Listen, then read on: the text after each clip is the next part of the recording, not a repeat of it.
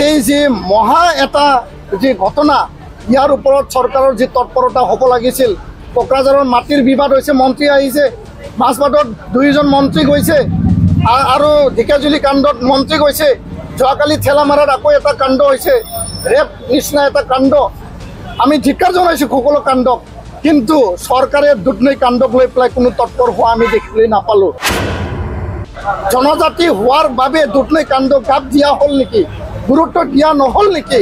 চৰকাৰৰ তৎপৰতা ক'তবা নহওক ক'তবা গাফিলতি কৰা হ'ল নেকি, এই প্ৰশ্ন আমাৰ জাগিছে। ইয়াৰ কাৰণে এই সৰু সৰু আন্দোলনৰ পৰা বৃহৎ আন্দোলন হ'ব। যেতিয়ালৈকে ন্যায় নাপায়, ভিক্টিম পৰিয়ালে উচিত জাষ্টিছ নাপায় আৰু এই জাষ্টিছ নোপোৱালৈকে এপছু আৰু বড়ো ৰাইজৰ বিভিন্ন জাতীয় দল সংগঠনৰ আন্দোলন চলি থাকিব। বৃহৎ আন্দোলন হ'ব, গণ আন্দোলন হ'ব। এই কথা আজি আমি পুনৰবাৰ দোহাৰিছোঁ। ইয়াৰ পিছত আকৌ সি হত্যাকাণ্ডত লিপ্ত হ'ল। তিনিটা ঘটনা কৰা এই যে মহা এটা যে ঘটনা, ইয়াৰ ওপৰত চৰকাৰৰ যি তৎপৰতা হ'ব লাগিছিল। কোকৰাঝাৰৰ মাটিৰ বিবাদ হৈছে, মন্ত্ৰী আহিছে, মাজবাটত দুইজন মন্ত্ৰী গৈছে আৰু ঢেকিয়াজুলি কাণ্ডত মন্ত্ৰী গৈছে। যোৱাকালি ঠেলামাৰাত আকৌ এটা কাণ্ড হৈছে, ৰেপ নিচিনা এটা কাণ্ড। আমি ধিক্কাৰ জনাইছোঁ সকলো কাণ্ডক, কিন্তু চৰকাৰে দুধনৈ কাণ্ডক লৈ পেলাই কোনো তৎপৰ হোৱা আমি দেখিবলৈ নাপালোঁ। মুখ্যমন্ত্ৰী ডাঙৰীয়াৰ হস্তক্ষেপ আমি বিচাৰিছিলোঁ, কিন্তু এতিয়ালৈকে এই ক্ষেত্ৰত তেখেতসকলৰ চৰকাৰৰ কোনো পদক্ষেপ, কোনো এটা ষ্ট্ৰং ৰেছপন্স আমি দেখিবলৈ নাপালোঁ। ইয়াৰ কাৰণে আমি পুনৰ ধৰ্ণাত বহিছোঁ।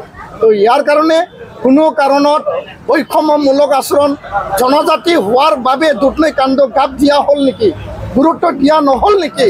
চৰকাৰৰ তৎপৰতা ক'তবা নহওক ক'তবা গাফিলতি কৰা হ'ল নেকি, এই প্ৰশ্ন আমাৰ জাগিছে। ইয়াৰ কাৰণে এই সৰু সৰু আন্দোলনৰ পৰা বৃহৎ আন্দোলন হ'ব। যেতিয়ালৈকে ন্যায় নাপায়, ভিক্টিম পৰিয়ালে উচিত জাষ্টিছ নাপায় আৰু এই জাষ্টিছ নোপোৱালৈকে এপছু আৰু বড়ো ৰাইজৰ বিভিন্ন জাতীয় দল সংগঠনৰ আন্দোলন চলি থাকিব। বৃহৎ আন্দোলন হ'ব, গণ আন্দোলন হ'ব। এই কথা আজি আমি পুনৰবাৰ দোহাৰিছোঁ আৰু সময় থাকোঁতে চৰকাৰে উচিত বিবেচনা কৰি পেলাই ন্যায় প্ৰদান কৰাৰ কাৰণে কাম কৰিবলৈ আমি দাবী জনাইছোঁ এই মঞ্চৰ পৰা। ধন্যবাদ। সমান্তৰালকৈ অসমত একেদিনৰ মাজত খুব বৃদ্ধি পোৱা দেখিবলৈ পোৱা গৈছে